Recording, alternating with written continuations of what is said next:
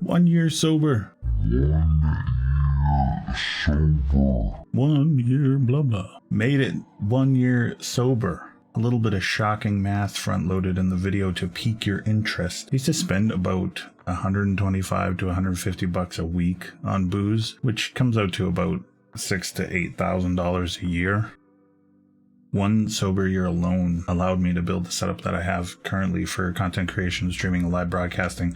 5 cameras set up, crazy monitors, lights, all of that craziness. To understand the reason for the channel existing at all, and the content that I create and post here, and the reason I don't really have a niche or one specific thing that I do, let me tell you a quick little story. I drank for 25 years. Everything I did, I found a way to involve drinking. I became a master at lying to myself and had myself convinced that I was in control. I was at a point before I quit where the cycle would be wake up, go to work, finish work, come home, start drinking. While I gamed, family functions, whatever was on the agenda for that day. I generally was, having something. I would get about 4-5 hours of sleep, wake up, do it all again, work hungover, all again, all day, every day. Weekends would come and I just stopped doing the sleeping part. So I would drink for 2, maybe 3 days at a time sometimes. Literally wouldn't sleep. Game all night, keep going, walk down to the liquor store the next day because I was out, and just keep going. I lost friends. I lost jobs. I almost lost a woman I loved for almost 20 years. Became not the type of role model children need to grow up around. And I also put my children in jeopardy of ending up in the same cycle as I was in. This is a hard one for me to make, but I wanted to share because I feel like I'm lucky compared to some people that are still dealing with issues and not ready to get the help that they need. The turning point came for me when my eldest child, during one of my benders, she broke down and started crying. And she came to me and she told me she didn't like seeing me like that. She had the courage to come to tell me to my face. She told me it made her sad because it wasn't the real me. It wasn't the real me that she did know. Even through as much as I did drink, she still felt like she knew me, the real me, and she had the courage to face me and tell me, and she wanted me back. I was able to make excuses and lie to myself about everything for years, right up until that point. My entire life, being able to tell myself, and I didn't have an issue, I didn't have problems, I had everything under control. Alcoholics lie to themselves, not just everybody around them, to themselves. Up until that point, I could do it easily.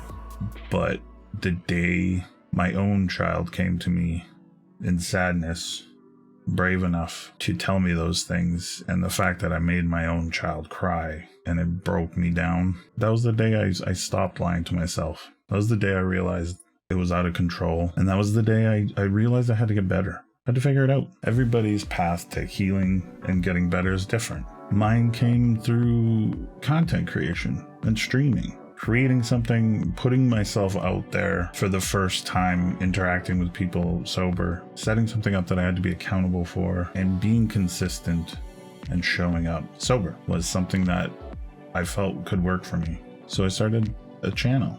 I started a Twitch channel. The only goal I had when I started was to stay sober, to focus on that daily. So I deep dove headfirst, and I knew nothing. I knew nothing about it. I knew nothing about live streaming. Every single day, I learned as much as I could. Reading, discovering, learning, watching other streams, seeing what everybody else is doing. All while starting my stream at the end of January, sticking to my schedule, staying consistent, and applying what I was learning to the streams on the fly and never missing any streams. It's massive amounts of research and reading, and constantly, every day, keeping myself busy and keeping my focus on staying away from the pull to go back to the way everything was before. The first 3 months were the hardest for me. I had to relearn things. As weird as that sounds, I had to relearn how to play games again sober. I had to relearn social interactions, how those things made me feel, and not wanting to hide inside of a bottle, reconnecting with people, reconnecting with my children and my wife, gaining back a trust that I had lost over years. And it was difficult, and I felt the pull almost daily for the first 3 months. So I just learned more. I dove deeper into rabbit holes about the broadcast landscape, the history of streaming, everything. I've learned everything that I possibly could in a really short amount of time. And if you're around in the first few months, you saw some crazy things on my stream, effects that you didn't really see anywhere else, live interaction that you just didn't see anywhere else. And I really started to fall in love with all the craziness that you could do. I just didn't know some of this stuff was possible because nobody was doing it.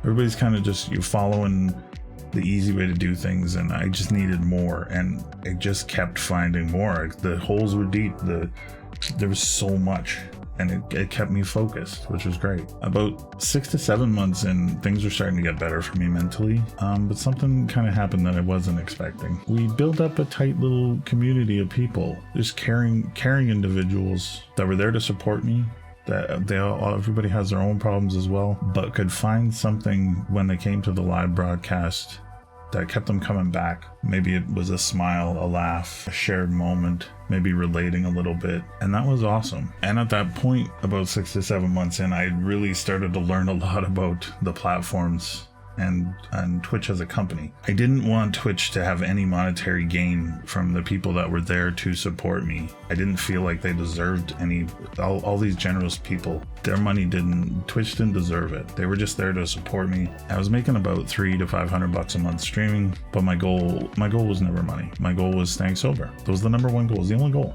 So I changed how I did things. Going through a few different things, I left Twitch completely.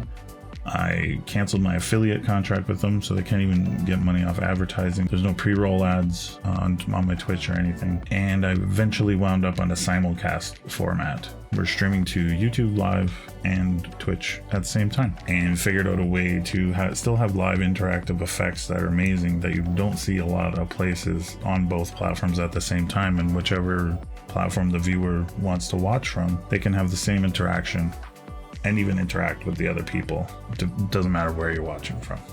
And that was really important to me. So where's the channel going now? What are we doing? What's important now? A year later, I'm feeling really good. I feel like I could stop and stay sober. I don't need it as a crutch. I don't need the day-to-day something to dive into to keep me occupied while I heal, while I get through stuff. I don't need that anymore. But like I said before, I fell in love with the idea of this community of great people and found an ability to express myself creatively that maybe was lying dormant since my way younger years. And learning to create and put that stuff into a video format and have it be there forever is where YouTube's an amazing resource to almost use as almost like a time capsule of a journey, of the entire journey that I've been on. So I've been researching and seeing how to become successful on YouTube, and everything points me to hyper focus on a niche. You need to be awesome at one thing, make your channel all about the one thing. I could focus on the tech side of things. I could focus on the actual software effects side. How do you do this? How do you do that? I could focus on gaming, retro gaming, fighting games only, something that someone clicks on your channel and they know that that's the content that they're going to get. The recommendation system and the algorithm will learn quicker what your content is all about and puts it in front of the people that will want it, that will enjoy it. But doing just one thing and having a niche as the channel, I don't think I would be happy. I like the randomness of a live broadcast and doing things like Science Week and doing things like Fry reviews and having community game nights. I love the creative making video side of it. That's what I've been learning. Editing, post-production, creating something that somebody might find and just give them a smile, give them a laugh, make their day. The amount of different things that I want to do essentially will make it so the channel's not going to grow. It's going to be really, the niche of the channel is going to be that it's variety. The only consistent thing will be it's me. It's my journey from when we start to whenever it ends. It'll be chronicled in a variety of different ways. Variety anything in the space, and on Twitch, on YouTube gaming, on YouTube is really hard to become known. Luckily, that's not my goal. The goal is to stay sober, and I have some new things that I want this year. Moving forward with the channel, these are the things that I'm hoping for. I want to continue to make people smile, entertain them, have fun, do crazy things that you don't expect. I feel like there's an audience there somewhere, even if it's just our 20 to 30 people tight-knit community. I'll do this stuff until I can't anymore if people are still showing up and laughing and having a smile, even if it's just one, two, my wife. I want to keep learning. I love this stuff. I love the more I learn, the crazier it gets and the funner it gets for me. And I continue to inspire people. I've had people reach out in DMs and whatnot, and it's inspiring to them. So that's another reason I really wanted to share the more personal side of the story. I want to do more charity work. Raised $1,500 for the Children's Hospital this year. I want to be a role model that my children deserve. So if they end up watching this somewhere down the line as they get older and they see it, I need to show them that people can change, that kindness is going to always win, and putting out positivity is never a bad thing. And we're just going to continue to share the journey on this platform and the other platforms and whatever else comes up that makes sense. So if you made it this far, thank you. Thanks for watching. Tons more stuff to come. So many different ideas of just fun stuff that I hope makes you laugh until your stomach hurts, your face hurts. And drop a subscribe if it suits you. It's free. Thank you for your time. I hope it gives you an idea of what I'm doing and why I'm doing it. And if you find something that you enjoy here, leave a comment. Let me know. We're gonna be around. We're gonna be around, guys. So thanks for watching.